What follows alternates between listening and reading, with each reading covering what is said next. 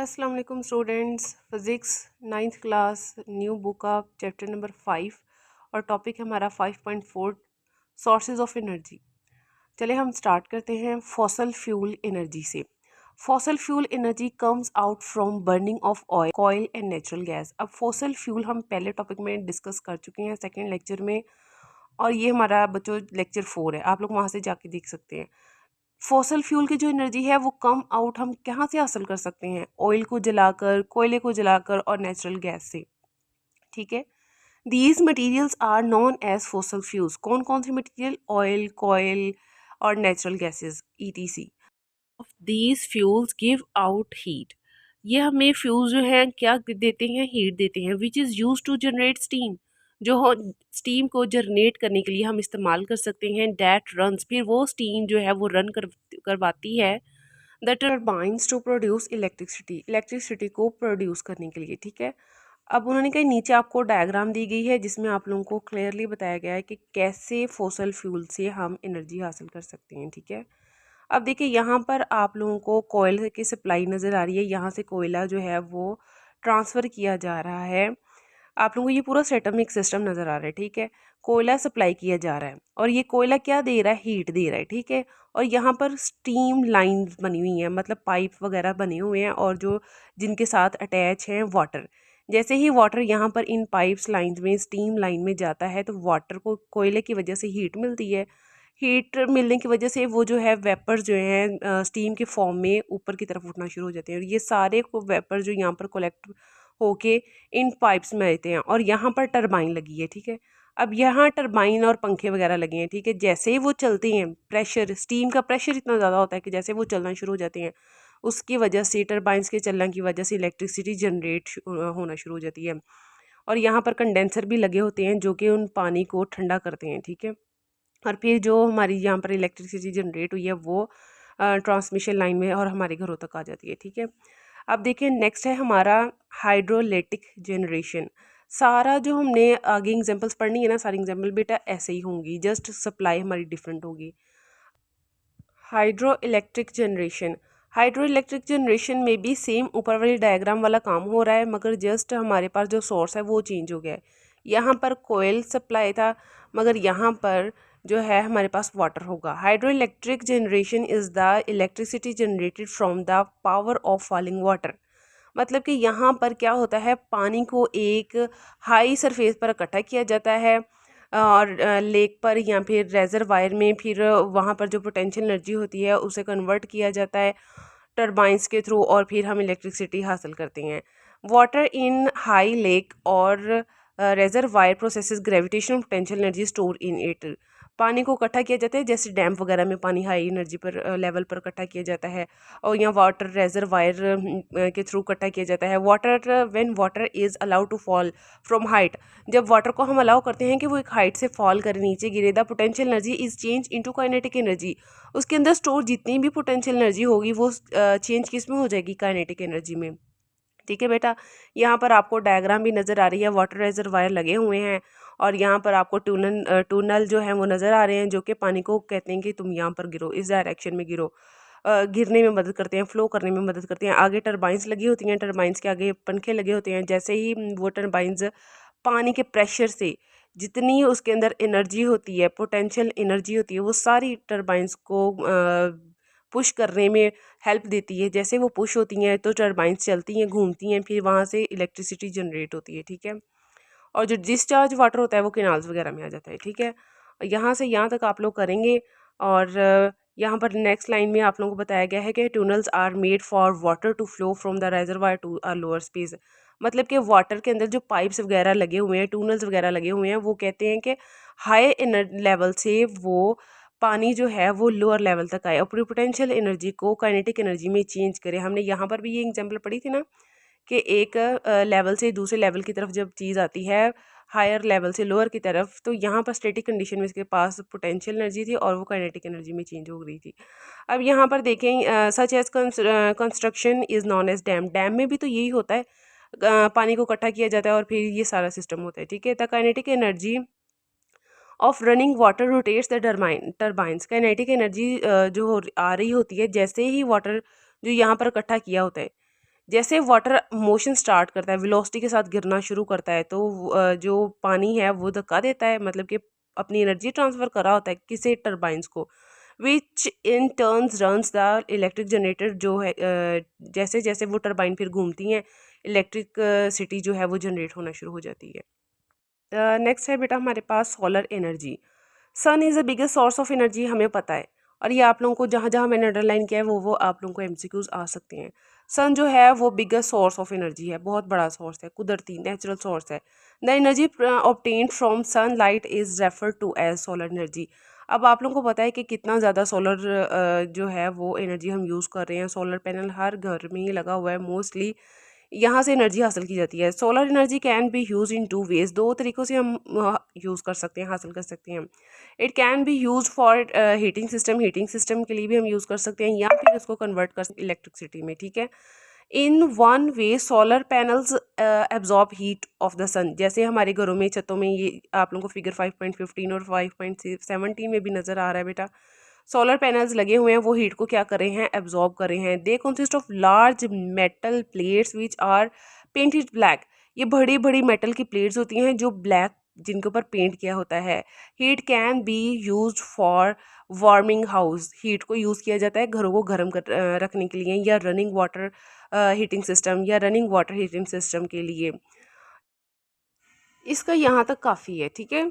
इसके बाद हम नेक्स्ट चलते हैं। एट हाई टेम्परेचर पर water can be boil to produce steam, पानी को जो है वो बॉयल किया जाता है और क्या बनाई जाती है, steam. That can run the turbines, जो टर्बाइंस को रन करती है, ऑफ एन इलेक्ट्रिक जनरेटर्स, जो कि टर्बाइंस को रन करती हैं, और जनरेटर जो है वो इलेक्ट्रिक जनरेटर जो है वो इलेक्ट्रिसिटी को जनरेट करता है। In this way electricity can be produce, जैसे जैसे हम हाई टेम्परेचर करते हैं, वाटर को बॉयल करते हैं, स्टीम प्रोड्यूस होती है, वो फिर टर्बाइंस चलती हैं, इलेक्ट्रिक जनरेटर चलता है, फिर हमारी इलेक्ट्रिसिटी होती है। ये पीछे पेज पे हम यही सारा कुछ डिस्कस करके आए हैं, ये सारी डायग्राम बेटा हम डिस्कस करके गए हैं, ठीक है। ये यहाँ पर भी फिर ये चीज़ जो डिस्कस की गई है। अब आगे चलें। In the second method light sunlight is directly transform to electricity through the use of solar cells. अब उन्होंने कहा सेकंड मेथड ये है कि सनलाइट डायरेक्टली जो है वो इलेक्ट्रिसिटी प्रोड्यूस करती है, कैसे, सोलर सेल्स के थ्रू। सोलर सेल को यूज़ करते हुए हम इलेक्ट्रिसिटी डायरेक्ट हासिल करते हैं सन से, ठीक है। Solar cells are also known as photovoltaic cell इनको कहा जाता है। ये आप लोगों को एमसीक्यूज भी आ सकते हैं या शॉर्ट भी आ सकता है, एमसीक्यूज इंपॉर्टेंट है, ठीक है। अब the voltage produce by a single voltaic cell, एक जो हमारे पास सिंगल एक छोटा सा सेल होगा सोलर का, वो बहुत लो एनर्जी हमें देगा। In order to get sufficient high voltage, अगर हमने घर में एसी ऑन करना है या हमने घर का सिस्टम बिजली का करना है, कनेक्ट करना है सोलर से, तो हमें क्या चाहिए होगा, a large number of such cells are connected in series to form a solar cell panels. अब उन्होंने कहा है कि आपको काफ़ी ज़्यादा अमाउंट में वो सेल्स इकट्ठे करने होंगे और सीरीज़ की फॉर्म में लगाने होंगे, जैसे आप लोगों को उन्होंने क्या फिगर में नज़र आ रहा है। फिर आप लोग वहाँ से ज़्यादा अमाउंट में एनर्जी ले सकते हैं और आप लोग घरों का भी सिस्टम कर सकते हैं।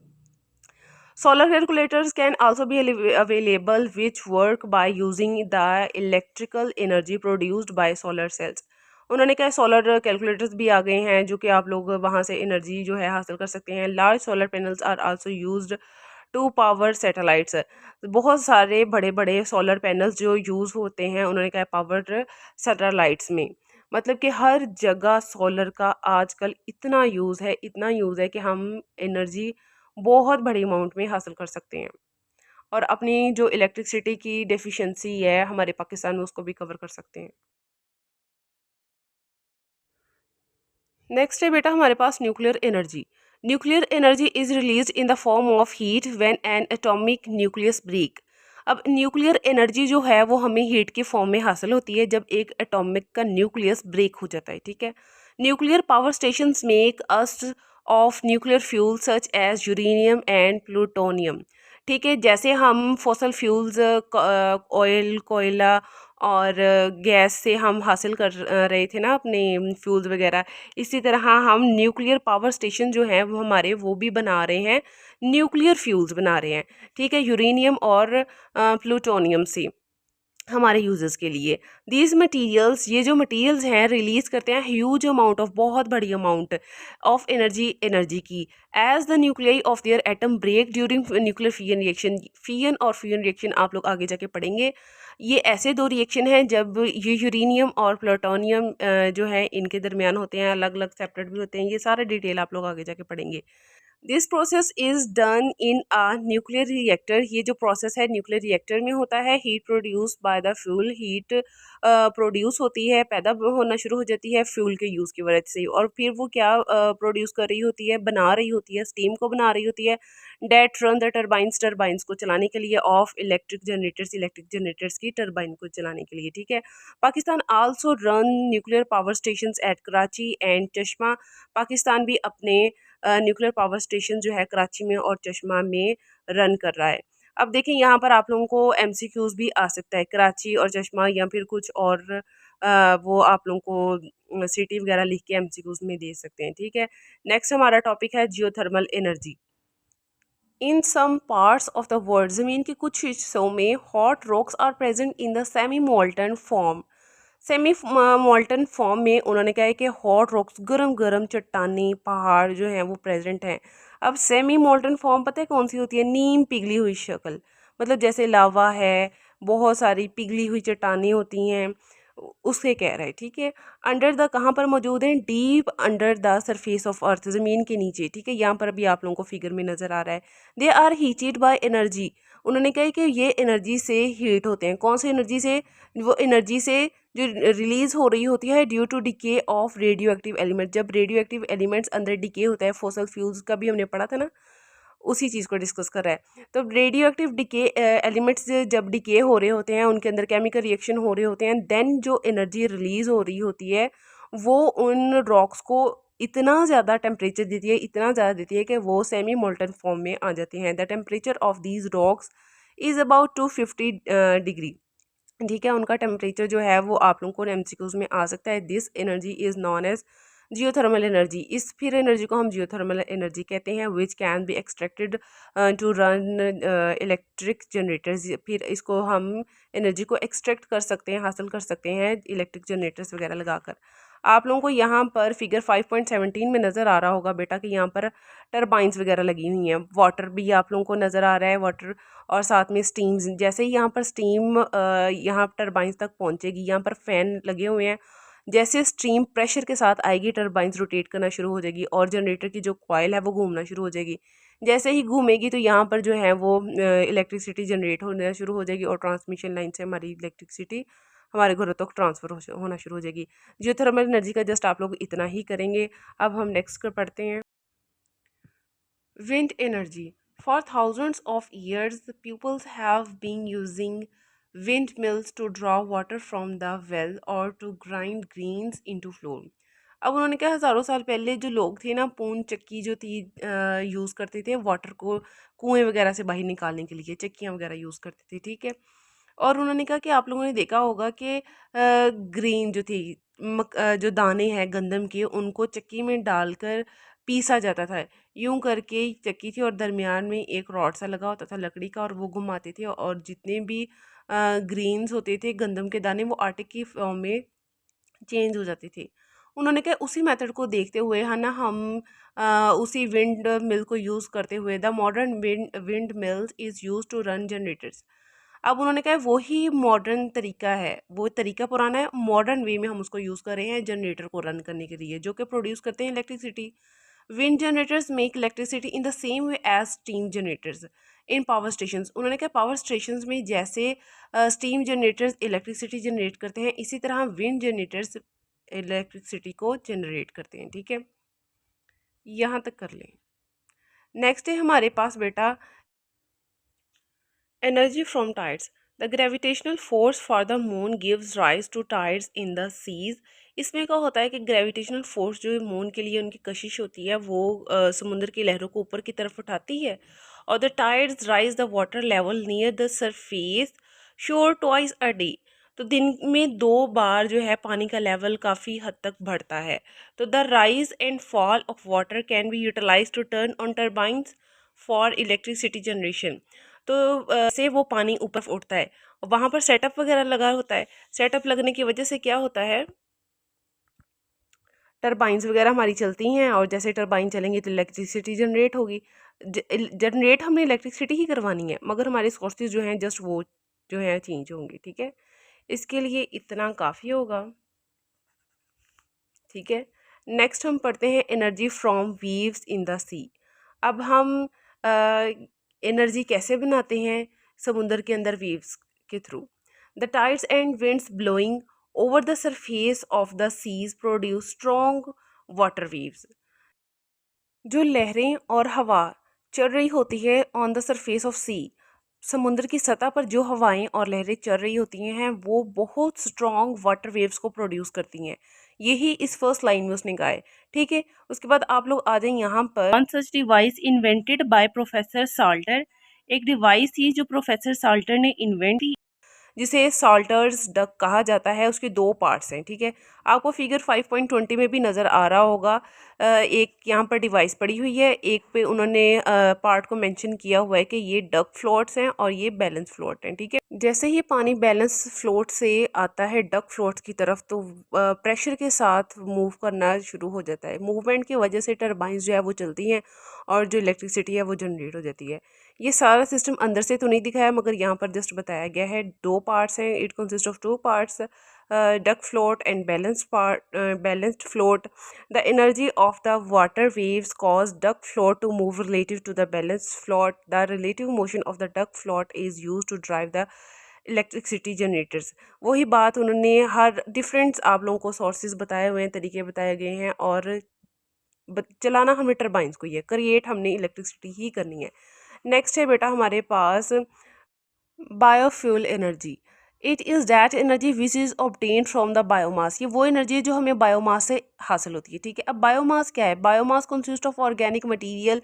ये वो ऑर्गेनिक मटेरियल है जो हमें हासिल होता है, such as plant waste, foods, animals dung, sewage, ETC. अब जितना भी गंद मंद जो भी कूड़ा करकट है, पौधे हैं, जो वो खुराक जो हम ज़ाया कर देते हैं, ख़राब है, वो सारी जो है जितनी जमा कर लें उन्हें, वो सबको हम कहते हैं बायोमास। ठीक है, अब जो चीज़ बची हुई रह जाती है, गंदा पानी है, सब कुछ जो चीज़ लेफ्ट ओवर हो जाती है, materials can itself be use as fuel and और can be converted into other type of fuel. इस मटेरियल को हम खुद जो है एज अ फ्यूल यूज़ करते हैं। इससे पहले हम इसको कन्वर्ट करते हैं अदर टाइप ऑफ फ्यूल्स में। वो कैसे करते हैं? हमारे पास दो मेथड हैं। फर्स्ट है डायरेक्ट कंबस्शन मेथड और है डाइजेस्टर। ठीक है, अब देखते हैं डायरेक्ट कंबस्शन मेथड में क्या होता है। हम बायोमास जो है commonly known as solid waste, वो मटेरियल जो सॉलिड वेस्ट है, ठीक है, उस सबको हम क्या करते हैं? इकट्ठा करते हैं। इकट्ठा करके एक कंटेनर में हम उसे क्या करते हैं? आग लगा देते हैं। ठीक है, जैसे हमने इकट्ठा करके आग लगाई तो स्टीम, फिर उसी स्टीम से हम टरबाइंस को उठाते हैं, घुमाते हैं, और फिर हम इलेक्ट्रिसिटी को जनरेट कर लेते हैं। ठीक है, अब उन्होंने कहा है कि burnt to boil water and produce steam, the steam can be use to generate electricity. वही बात फिर इन अनदर प्रोसेस, दूसरे प्रोसेस में क्या करते हैं? The rotting of biomass in a close tank. सारे बायोमास को इकट्ठा किया जाता है एक क्लोज टैंक में, और क्या किया जाता है जी? घुमाया जाता है। अब देखें डाइजेस्टर प्रोड्यूस मीथेन गैस, वो क्या करता है? मीथेन गैस जो है वो प्रोड्यूस करता है। In this process micro organisms break biomass material in the absence of oxygen. मतलब यहाँ पर जब एक चीज़ को मुकम्मल तौर पर बंद कर दिया जाए तो वहाँ पर ऑक्सीजन की कमी हो जाती है। ऑक्सीजन की कमी की वजह से उन्होंने कहा माइक्रो ऑर्गेनिज्म जो हैं वो ब्रेक डाउन होना शुरू हो जाता है, और वहाँ पर बायोमास गैस जो है, बायोमास मटेरियल के थ्रू जो है हमारी बायोगैस प्रोड्यूस होना शुरू हो जाती है टैंक के अंदर, और वो पाइप आउट के थ्रू हम पाइप लगाकर उसको बाहर निकाल लेते हैं। And can be use for heating, और हीटिंग के लिए यूज़ कर सकते हैं। And cooking for natural, like natural gas जो हमारे घरों में गैस आती है उसे वैसे यूज़ कर सकते हैं। Biofuel as ethanol alcohol can also be obtain from the biomass. आपको पता है कि अल्कोहल, शराब वगैरह बनाने के लिए भी यही मेथड यूज़ किया जाता है कि सारे वेस्ट मटेरियल को एक कंटेनर में इकट्ठा कर दिया जाता है, और ऑक्सीजन की एब्सेंस में ये सारा प्रोसेस होता है। It is a replacement of petrol, ये पेट्रोल की रिप्लेसमेंट है। In this case bacteria convert it into ethanol. इसमें बैक्टीरिया जो हैं वो सारे कन्वर्ट हो जाते हैं एथनॉल के फॉर्म में। ठीक है, अब इस टॉपिक में आपको शॉर्ट भी आ सकता है और एमसीक्यूज भी आ सकते हैं, ठीक है बेटा। तो इससे अच्छी तरह आप लोगों ने करना है। सॉलिड वेस्ट आप लोगों को आ सकता है। डायरेक्ट कंबस्शन मेथड आ सकता है। डाइजेस्टर जो है वो पूछा जा सकता है क्या है। नेक्स्ट है हमारा 5.5 renewable and non renewable sources को हम पढ़ेंगे। The sources of energy which are replaced by new ones after their use are called renewable energy sources. इसमें बेटा वो पता है क्या बताना चाह रहा है, वो कह रहा है कि वो वसाइल, रिसोर्सेज हम किसे कहते हैं, वसाइल को। कौन से वसाइल? एनर्जी के वसाइल, जिनको हमने रिप्लेस किया और जो पहले से चलते आ रहे थे, और एक नया मेथड और बेहतर अंदाज से हमने उसको यूज़ किया, अपने इस्तेमाल में लेके आए, उसे हम कहते हैं रीन्यूएबल सोर्सेज, ठीक है। दूसरी तरफ हमारे पास है नॉन रीन्यूएबल सोर्सेज। इसमें हमारे पास क्या आ जाते हैं, are those which are depleted with the continuous use. जो सदियों पहले से चलते आ रहे हैं और उनमें कोई चेंज नहीं आया, कोई नया तरीका ईजाद नहीं हुआ, उनको हम कहते हैं नॉन रीन्यूएबल रिसोर्सेज, ठीक है। अब सोर्सेज की बात करते हैं, such as hydro electricity, solar energy, wind energy, tidal energy, wave energy and geothermal energy are renewable. इन सब को हमने नए नए तरीके से, नए नए अंदाज से हमने बताया कि हम इस तरीके को यूज़ करते हुए, इस डिवाइस को यूज़ करते हुए हम एनर्जी को हासिल कर सकते हैं, ठीक है। ये आप लोगों को एमसीक्यूज में पूछा जा सकता है, ठीक है बेटा। नेक्स्ट है बेटा हमारे पास non renewable sources including fossil fuels and nuclear energy. तो नॉन रीन्यूएबल जो रिसोर्सेज है उसमें हमारे पास एग्जांपल आ जाती है फॉसल फ्यूल्स की और न्यूक्लियर एनर्जी की। ये सदियों पहले से ऐसे ही यूज़ होते आ रहे हैं, इनमें हमने कोई चेंज नहीं लाई। नेक्स्ट टॉपिक है हमारा 5.6 the advantages and disadvantages of methods of energy production. The production of hydroelectric power is more economical and pollution free। उन्होंने कहा है कि हाइड्रो इलेक्ट्रिक पावर का जो मेथड है ये बहुत इकोनॉमिकल है, ये पोल्यूशन फ्री है, मतलब कि आलूदगी पैदा नहीं करता। The solar power, wind, tidal and wave power need more initial cost. उन्होंने कहा ये सारे जो एनर्जी और इलेक्ट्रिसिटी पैदा करने के सोर्सेज हैं ये इनिशियली पहले पहले कॉस्टली होते हैं, but they do not produce pollution, मगर ये आलूदगी पैदा नहीं करते, and are also economical as well, और ये इकोनॉमिकल भी हैं। ये दो एडवांटेजेस हो गए। अब हम डिसएडवांटेजेस पढ़ते हैं। Power generation by fossil fuels and nuclear fuels add to pollution of environment. उन्होंने कहा है कि फॉसल फ्यूल्स, कोयला वगैरह हम जलाते हैं, हम पेट्रोल वगैरह डालते हैं गाड़ियों में, तो हाँ धुआं निकलता है, वो क्या करता है, आलूदगी पैदा करता है। तो उन्होंने कहा कि ये इनका नुकसान है, ठीक है। Burning of fossil fuels produce smoke, carbon dioxide gas and heat in our environment, ठीक है। ये सारे हमारे माहौल को, इन्वायरमेंट को गंदा कर रहे हैं। तो यहाँ पर आप लोगों का बच्चों एक एमसीक्यूज भी बनता है। Burning fossil fuels release 5 billion tons of carbon dioxide into atmosphere every year. अब उन्होंने कहा कि जब हम फॉसल फ्यूल्स को जलाते हैं ना, तो वो रिलीज करते हैं, क्या रिलीज करते हैं, 5 मिलियन टन्स। आप लोगों को ये एमसीक्यूज भी आ सकता है, ठीक है। और 5 मिलियन टन्स क्या रिलीज कर रहे हैं, कार्बन डाइऑक्साइड, कहाँ पर, हमारे इन्वायरमेंट में, हर साल, ठीक है। Wind mills are very noisily. उन्होंने कहा विंड मिल्स जो हम जहाँ से एनर्जी जनरेट करवाते हैं वो वेरी नॉइसली, बहुत ज़्यादा शोर क्रिएट करती हैं, ठीक है। Nuclear power generator are also run by steam produced by nuclear heat energy. अब उन्होंने कहा कि न्यूक्लियर पावर जनरेटर्स वगैरह जो हैं वो हम रन करते हैं स्टीम से, जो कि प्रोड्यूस करती है हीट एनर्जी, ठीक है। हीट इटसेल्फ क्या है, heat itself is a form of pollution. वो क्या है, खुद एक आलूदगी है, ठीक है। ये आप लोगों को एमसीक्यूज भी आ सकता है। यहाँ से इतना करें और लास्ट एक लाइन कर लें तो ये इनफ होगा आपके लिए, ठीक है। यहाँ से आपको शॉर्ट भी आ सकता है। Thermal pollution is increasing day by day causing global warming. उन्होंने कहा थर्मल पोल्यूशन जो है, थर्मल क्या होता है, हीट, हीट की जो आलूदगी है वो दिन ब दिन बढ़ती जा रही है, बढ़ती जा रही है, और वो किस चीज़ की वजह बन रही है, ग्लोबल वार्मिंग की। यहाँ पर बेटा हमारा टॉपिक ख़त्म हो गया है। 5.6 भी अगर आपको कहीं से समझ नहीं आई तो आप कमेंट सेक्शन में पूछ सकते हैं। वीडियो को लाइक करें और चैनल को सब्सक्राइब करें।